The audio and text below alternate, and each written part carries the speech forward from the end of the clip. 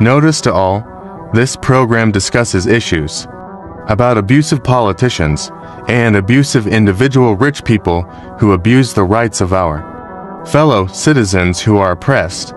This program does not intend to harm anyone. This program is fighting for the rights of our countrymen oppressed by oppressors. Epifanio Labrador, komentaristang walang inuurungan, walang kinakatakutan, komentarista na nagsasabi ng katotohanan lalo na kung pinaglalaban ay para sa mga maralita at sa mga inaapi ng mga tao mapang-abuso sa kanilang mga kapangyarihan. Epifanio Labrador, tagapagtanggol ng bayan!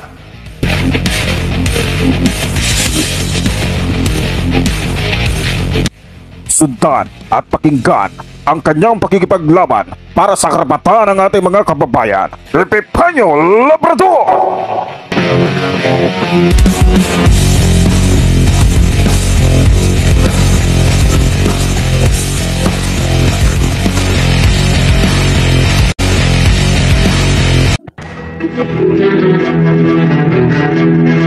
Magandang araw Pilipinas. Muli nandito na naman po yung lingkod Epifanio Labrador sa ating programang Civilian Anti-Crime Group Epifanio Labrador.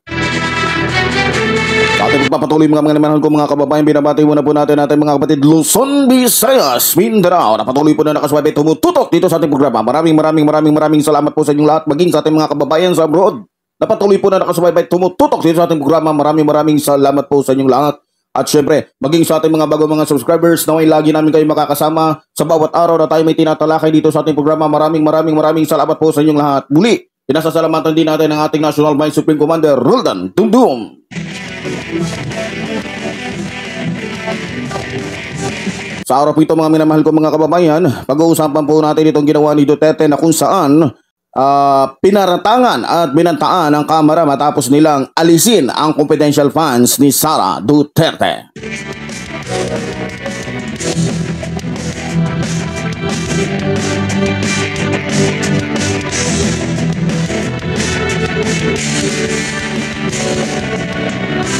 Alam niyo mga kababayan, para lang po ito sa akin dapat hindi na nakikialam pa itong si Duterte sa Kongreso.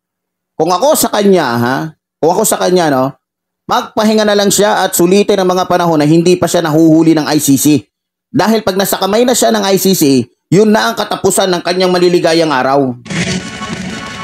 Sa totoo lang, mga kababayan, ang dami pong congressman ang talagang nagalit kay Digongyo dahil nga sa kanyang mga sinabi na para bagang nilalahat niya na di umano lahat ng congressman pare-pareho lang na magnanakaw sa pera ng taong bayan. Dahil po sa mga sinabi ni Digongyo, umalma po ang karamihan sa mga congressman o ang buong Kamara. Ayon po yan kay Velasco nung na-interview po siya. At nabanggit niya ho doon talagang galit ho ang mga congressman. Alam niyo mga kababayan, para ho sa akin, dapat hindi po matakot ang Kamara kay Digongyo. Dahil unang-una, hindi na siya ang presidente ng ating bansa na lahat kaya niyang gawin kahit mali. Kung maalala ninyo, nung presidente siya, walang pwede magsalita kahit mali siya. Go pa rin kasi siya ang presidente. Lahat. Piling ni Duterte, siya pa rin ang presidente hanggang ngayon. Tandaan nyo, katulad na lamang po siya ng isang karaniwang mamamayan dito sa ating bansa. Kung ako sa Kongreso, turuan nila ng leksyon itong si Digongyo ng matauhan. Kasuhan nyo. Walang magagawa yan si Sara Duterte. Isa rin niya na umaasa lang sa kanyang ama. Sa ginawa ni Digongyo, alam niyo mga kababayan, dapat talaga umaksyon na ang PNP at AFP sa mga sinabi ni Digongyo.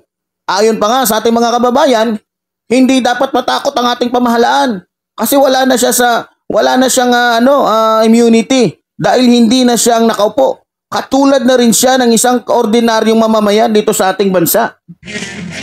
Sa totoo lang mga kababayan, okay lang sana okay lang na sumama ang loob ni Duterte o ni Digongyo dahil natanggal ang confidential funds ng kanyang anak. Dahil anak niya si Sara Pero wag natin kalilimutan na ang dating Vice President o si Leni Robredo at yung head ng DepEd ay walang confidential funds.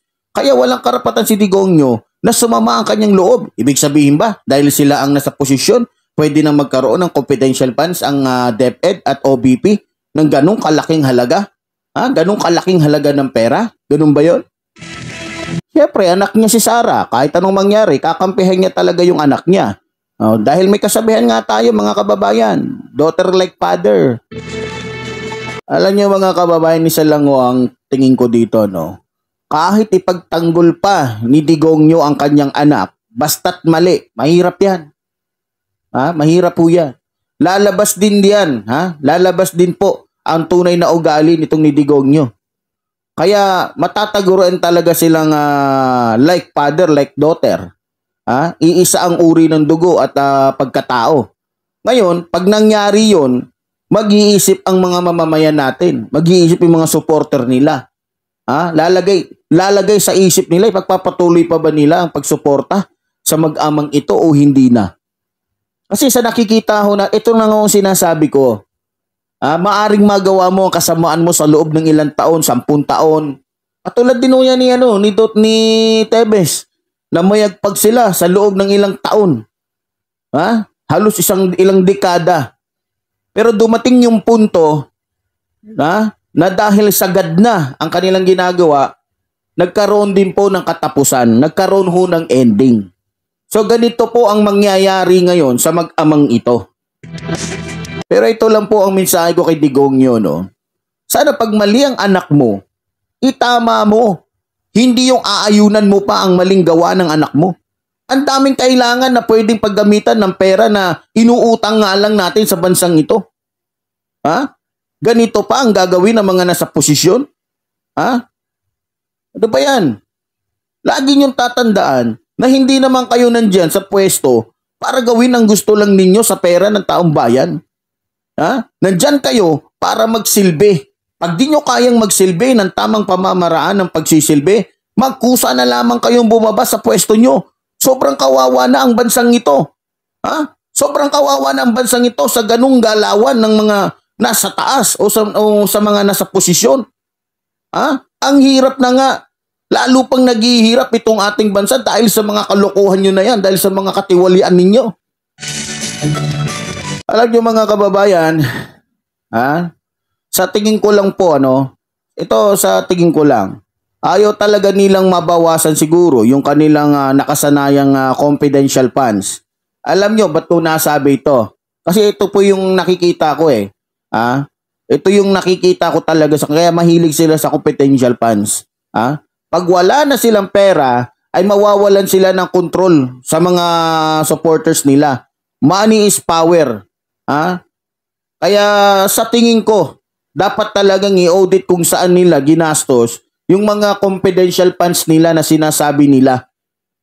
Para humalaman natin. Kasi ang nakikita ko po dito, kapag marami kang pera, kahit ayaw sa'yo ng tao, basta may pera ka, pwede mong pabutohin sa'yo yung tao, pwede mong pasunurin sa'yo yung tao.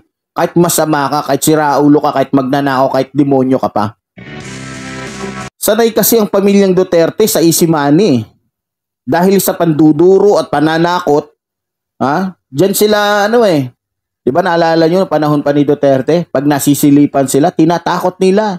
Yung COA, sinabihan pa na sisipain. Kaya kung walang nakakakita sa kanila, sila lang, tuwang-tuwa sila sa mga nakukurakot nilang pera. Nasanay Alam niyo mga kababayan, sa nakikita ko po, sa nakikita ko lang, parang nabubuwang na yung tatay ni Sara. Wala na sa katinuan sa pagrarason Biro mo, sabihin ba naman na pamumuliti ka lang daw to? Kung hindi ba naman tanga? Diba?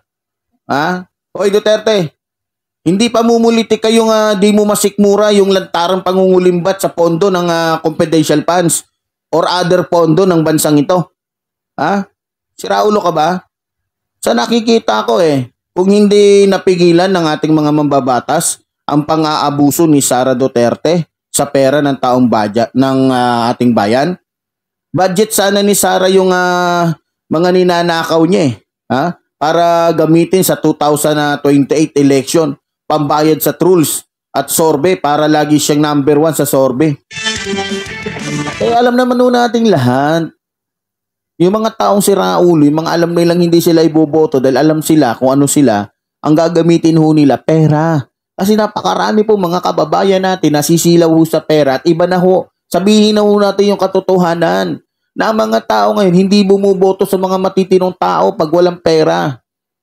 Mas gugustuhin nilang bumoto sa mga taong sinungaling, mga manluloko, mga magnanakaw, mga mamamatay tao, at iba pa. Basta may pera sila sa kanilang mga kamay. Alam mo, Duterte, ito lang yan eh. Ha? Diba? Galit ka kasi sabi mo, binabastos ng mga tao ang anak mo. Paano mo mapagtatanggol ang anak mo kung ang dating vice president mo na si Leni Robredo ay hindi mo sinuportahan ng pondo at binabastos mo pa?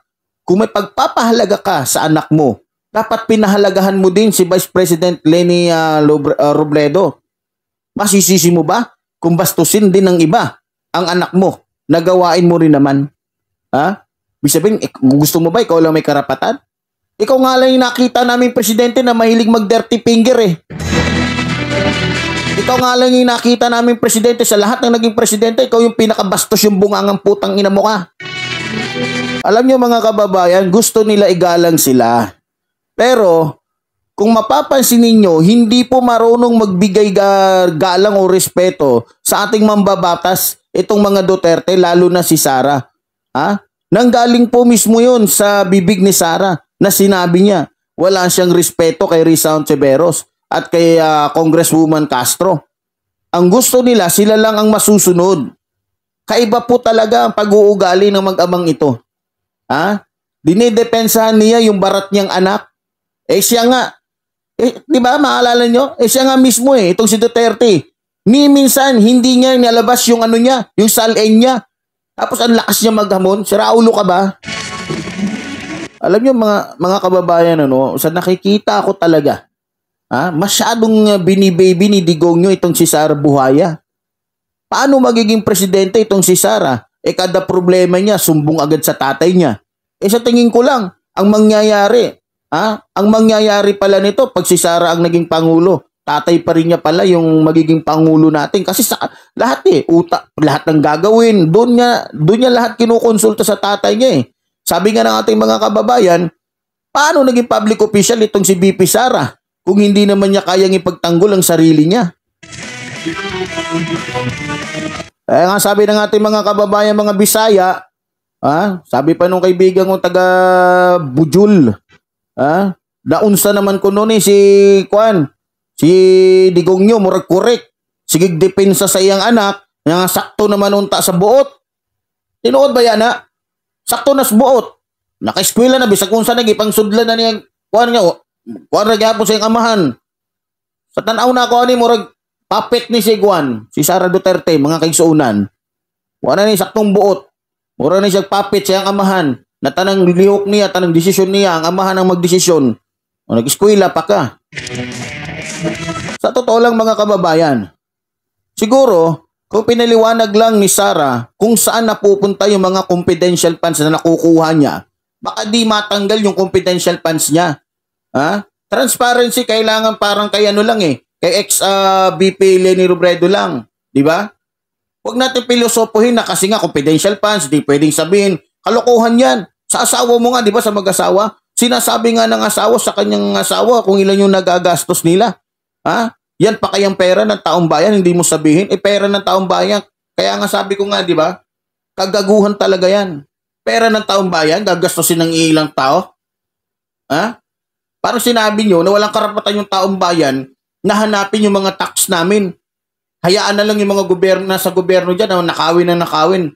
Hayaan na lang yung mga nasa gobyerno dyan na magnakaw. Ang kagaguhan ninyo, mga gunggong. Ngayon, eto na. Dahil sa sobrang pagtatanggol nito ni Digongyo sa kanyang anak na kawatan, mandarambong na manang-mana sa kanya, nagka-leche-leche na. Diba? Sa ginawang ito ni Duterte, nakikita ko lang pag nabwisit itong mga congressman natin o yung Kamara at sang-ayunan nila na ang ICC ay pumasok dito, ewan ko lang kung ano itsura nito ni Digongyo. Takot pa naman to si Digongyo sa ICC. Sa totoo lang, dahil nung nalaman niya papasok yung ICC, takbo agad siya. Alam niyo kung saan? Doon sa China. Musok agad yung nila. Talagang nag-prepare agad sila. Pati si Robin Padilla, nagligpit na ng gamit. Pati si Bato, ang inano ni Bato, yung wig. Ha? O, mga maka-China to mga to eh. Biro mo ba naman? Diba? Ang daming pwedeng kunin na opisyal ng mga panahon ni Duterte. Kinuha niya na advisor niya. Chinese? Ito pang nakakatawa mga minamahal ko mga kababayan. Ha? Hinamon niya. At inutusan niya yung COA. Nakala mo ba siya ang presidente? Ha? Kung maalala niyo mga kababayan, malaki ho atraso nito ni Duterte sa COA. Ha? Paano ko ho nasabi mga kababayan? Kung maalala ho ninyo mga kababayan, nung presidente pa itong Tolonges at gagong presidenteng ito, naubod ng yabang, walang ya. Ha? Di ba nung sinubukan na COA na i-audit yung kanyang salin, di ba? Anong ginawa niya? Di ba? Pinagbantaan niya. Di ba? Kaya nga, nakakatawa na ngayon. Ha? Yung presidente na nagsasabing ihuhulog sa hagdan ang mga taga-COA ay siya na ngayong humihingi ng audit dahil tinanggalan ng confidential funds yung anak niya na buhaya din na katulad niya. Di ba nga nakakatawa? Ha? Hihingi siya ng audit sa COA. Ha? Ano ang sinabi mo Duterte? Ha? Noon sa mga taga-COA, walang audit sa akin.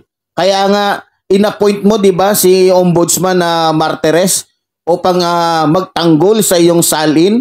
Ngayon, hihingi ka ng tulong sa mga sa COA. Oh. Kung ako sa'yo, humingi ka ng tulong sa mga yung pinagmamalakin mo dyan na malaking reliyon na kumakampi sa mga magnanakaw, mga mandurugas na politiko na iniendorso nila. Kapalit ng malaking pera. Doon ka humingi ng tulong kasi yung reliyon na yan, sanay yan. Mahilig yan silang mag-endorso ng mga magnanakaw. Mahilig yan silang mag-endorso ng mga kurakot sa taong bayan. Doon ka humingi ng tulong, sigurado tutulungan ka ng mga yan. Sa totoo lang mga kababayan, para ho sa akin, walang karapatan itong si Duterte na humingi ng audit. Siya nga, nilimas niya ang pera ng bayan. Ha? At more than triple ang inutang niya mula sa lahat ng nagdaang administrasyon. Ha? Nakakatawa ho talaga itong si Digongyo. Ha? Walang karapatan si Duterte na humingi ng audit. Siya nga, diba? Tulad ng sinabi ko, nilimas niya ang pera ng bayan. Nilimas. Pag sinabing nilimas, halos walang tinira. Pero sige, okay din yun mga kababayan. Maganda nga yun na sila na mismo ang naghamon na buksan at alamin ng COA, imbestigahan ng COA kung sino ba talaga ang magnanakaw. Kaya nga tanong ng ating mga kababayan, dahil nga sa sobrang protection nito ni Duterte sa kanyang anak na magnanakaw din, makakatulong ba si Duterte na isang sinungaling at magnanakaw din katulad ng kanyang anak na times 3 yung pagiging magnanakaw, mga ganid at swapang sa kaban ng bayan na naglulubog sa bansa sa kahirapan at pagkakautang. Dapat po magpaliwanag po talaga silang mag-ama sa kanilang mga confidential funds at saka sa kanilang intelligent funds. Kahit sa Davao muna, tapos isunod na yung 125 million na ginasta lang sa 11 days ni Sara Duterte. Alam nyo mga kababayan, sa nakikita ko talaga dito kay Digongyo, talagang sa totoo lang mga kababayan, palusot ng mag-ama, hindi na uubra yan. Nagmamalinis yan, Digongyo Dapat merong talaga audit. Simulan nila mula sa Davao hanggang sa Malacanang. Para malaman ang katotohanan na talagang itong mga demonyong mga Duterte na to ang nagpahirap sa ating bayan. Kaya walang matinong gobyerno ang ating bayan Karamihan sa mga politiko natin, sa totoo lang, laging pang sarili lang interes ang inuuna. Pamumulitika lang ang inuuna. Ang inaasok ang nila ang motibo nila talagang pagnanakaw Magpayaman. Ay talaga naman, magpayaman, hindi na sila nag-iisip na makapaglingkod talaga ng tunay dito sa ating bayan. Yan po yung interes ng karamihan ng mga politiko ngayon, katulad nitong mag-amang ito. Tapos pag nabubuking sila, sila pa'y malakas maghamon.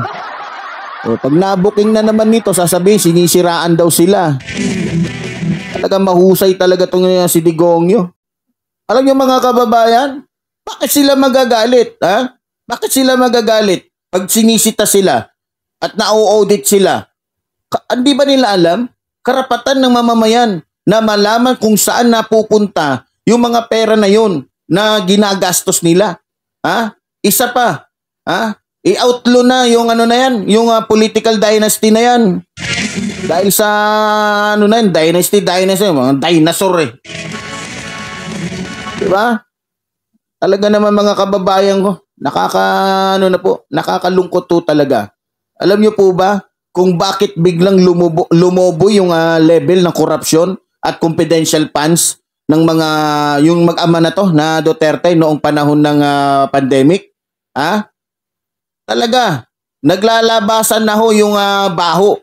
Dapat i-audit talaga. Umpisahan po nung mayor pa si Duterte noong 2009 hanggang sa 2023. At isama na yung pagka-mayor ni Sara, pati yung salin ni Duterte at Sara.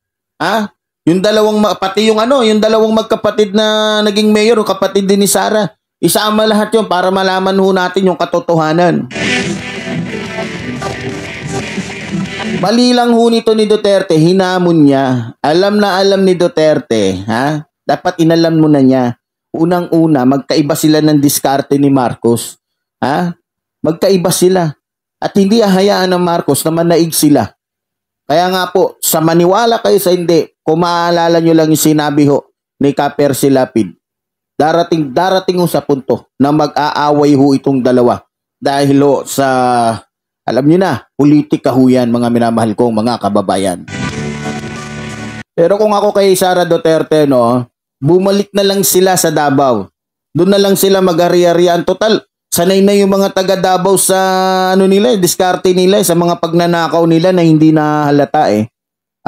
Sanay na. Kaya doon na lang kayo mag-ari-arian. Tandaan nyo, Sara Duterte, kung kaya nyong gawing lahat ng bagay doon sa Davao, dito sa sa posisyon mo na yan, hindi pwede. Makakalaban nyo talaga ang buong bansa.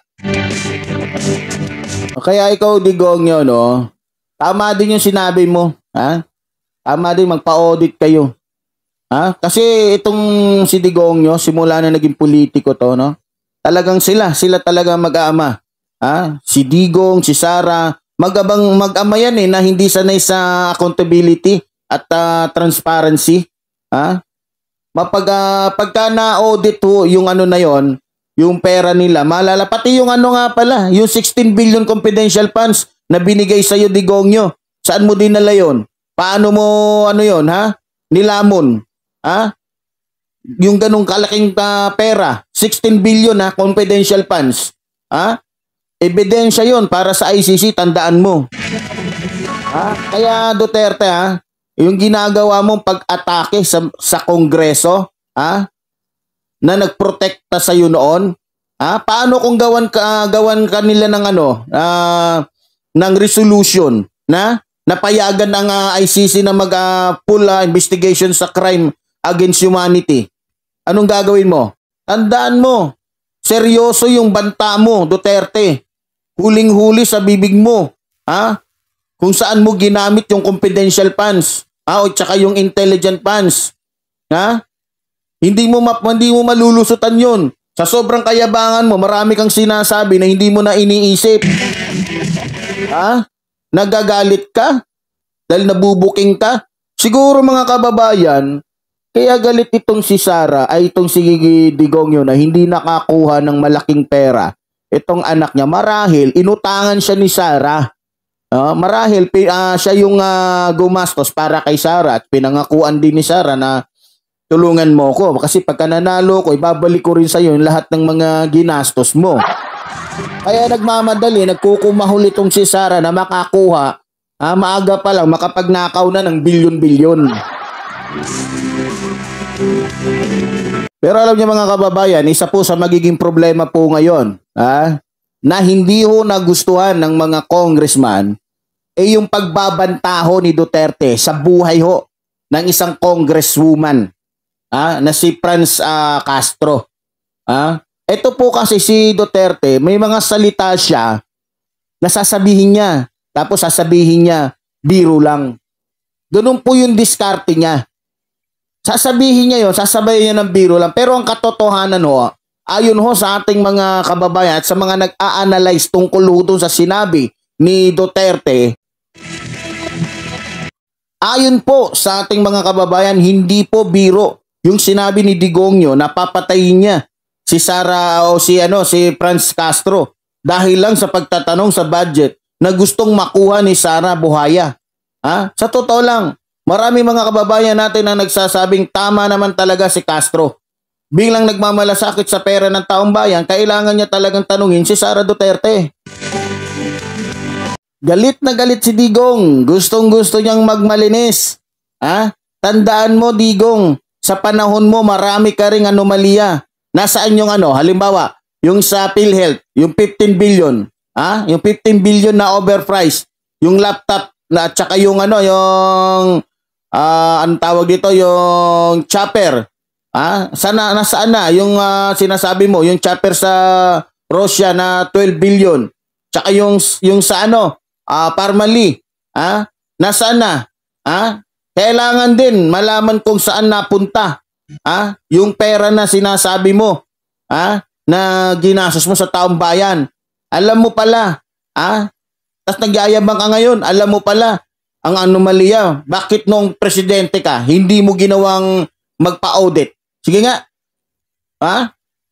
maganda yan, tandaan mo Duterte, pabor nga sa mga Marcos yung ginawa mo Maganda yan, at makakabuti sa bayan kasi lalabas na pareho, palagay na natin, at least lumabas. Kung sakaling ganun din yung mga Marcos, kasi gusto mong palitawin, ganun ng mga Marcos na mandarambong yung mga Marcos At least lalabas na pareho kayong magnanakaw na dapat parusahan ng batas at nang hindi na matularan. Nang hindi na iboto pa ng taong bayan. Sobrang balasubas mo. Sobrang balasubas mo, sobrang mo Duterte. Ang tingin mo sa sarili mo, pinakamagaling ka na presidente. Hindi mo nga magawa yung ginawa ni Magsaysay Ang layo mo nga kay Magsaysay kung tutuusin Sa itsura mo pa lang, ilong mo pa lang mukhang demonyo na. Tapos pag-iinitan mo ngayon yung Kongreso. Pag-iinitan mo. Galit ka kasi binubuking na yung mga pagpapanggap ninyo. Sira ulo ka pala Ito na yung katotohanan. Ito na yung katotohanan Duterte na sinasabi ko noon. Pagbabayaran mo yung yung ginawa mo kay Percy Lapid. Pagbabayaran mo yun. At sisingiling ka ng Diyos sa ginawa mo. Gamit mo si Bantag para ipapatay yung isang katulad namin na komentarista na naghahayag ng katotohanan, pinapatay mo. Akala mo siguro pag wala ni si Percy Lapid, wala na magsasabi sa yung Digongyo, nandito pa ako, tanga. Tapos ang lakas-lakas mo pang maghingi ng tulong sa COA. Pagkatapos mo sila pagsabihan ng hindi baka sa susunod humingi ka na naman ng tulong sa sa ombudsman pati doon sa human rights. Malaki rin atraso mo sa human rights. Halos lahat ng mga mga ahensya na tumutulong para sa karapatan ng mga taong bayan, binaboy mo, ginago mo, winalangya mo. Ngayon na kailangan mo ang COA. Kasi anak mo na yung anak na teteng ka talaga. Ngayon alam mo na kung anong kahalagahan ng COA. Pero dati ang sabi mo, iuhulog mo sila sa hagdanan. Tapang-tapang mo lang naman kasi marami kang bodyguard kung ikaw lang mag-isa, baka nga ihagis ka lang sa basurahan, wala kang magawa Baka nga hangin lang ng electric fan, matumba ka na isa lang po masasabi ko, sana ho kasuhan ni Kasuhan po ito ng Kongreso at kasuhan din ni Franz Castro para humatuto at tumahimik na ho itong matandang demonyong to. Siguro takot siya dahil hindi matatapos yung bayarin ni Sara sa kanya, kaya ganun lang siya manggalaite. Bakit, Duterte? Gusto nyo ba pa talagang palawakin, palakasin yung pwersa ng NPA? Ganun ba talaga? Alam mo, maluloko mo kami. Hindi mo na magagawa yung ginagawa mo. Sawa na yung taong bayan sa panloloko ninyo, Duterte, sa kasinungalingin ninyo, sa pangloloko ninyo, sa kawalang yaan ninyo, sa kademonyohan ninyo. Sawang-sawa na ang taong bayan, Duterte. Tapos na yung pagpapahirap ninyo sa taong bayan. Kaya kung ako ang tatanungin, kung kay Duterte ako at kay Marcos, mas gugustuhin ko pa kay Marcos. Bakit? Kay Marcos, yung mahihirap nagkakaroon ng hustisya. Kay Marcos, merong pagkapantay-pantay sa mahirap at mayaman. Kay Marcos, hindi niya binibenta yung buhay ng mga tao. Hindi niya hinahayaan na masayang yung buhay ng mga kabataan. Hindi niya sinasayang masayang yung buhay ng mga taong naninirahan ng normal dito sa ating bansa. Hindi kagaya ng dating administrasyon. Kahit walang kasalanan, pinapatay. Maraming humihingi ng katarungan. Pinagkaitan ni Duterte.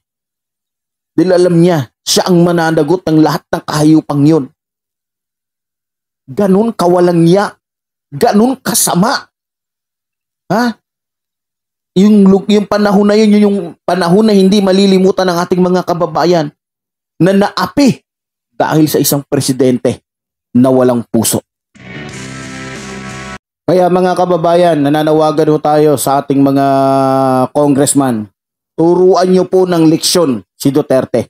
At pagkaisahan nyo po, napapasukin na yung IC dito para makita yung angas kung talagang matapang yan si Duterte. At sigurado tatakbo na naman yan doon. Alam nyo kung saan? Kung saan siya may best friend in China. Diba? Sigurado yan, takbo yan. Matapang lang naman si Duterte. Sabi ko nga, pag pumasok dito ang ICC, lahat ng mga tiwali dyan, humanda na kayo dahil yan na yung panahon na matatapos kayo. Ngayon, challenge to sa Marcos administration. Kung talagang ikaw din walang tinatago at wala kang ginagawang kasamaan, hindi ka katulad ng mga Duterte, pakita mo, papasukin mo yung ICC na dati namang kaalyado natin. Na dati naman tayong kasapi dyan. Kung talagang malinis ka at wala kang tinatago din, Bongbong Marcos, challenge to para sa taong bayan. Dito magkakakilanlan. O di ba? Challenge to. Challenge to. Kung talagang dapat ba talaga ang mga kababayan natin ay talagang manatili na sumuporta dito kay Marcos at dito sa Duterte, makikita ngayon kung sino sa kanila ang tuwid, sino sa kanila ang totoo, at sino sa kanila ang makabayan, sino sa kanila ang totoong naglilingkod sa bansang ito. Mga kababayan, muli sinasabi po ng inyong lingkod, mabuhay ang ating inang bayan, mabuhay ang nagmamahal sa ating inang bayan. Maraming salamat po.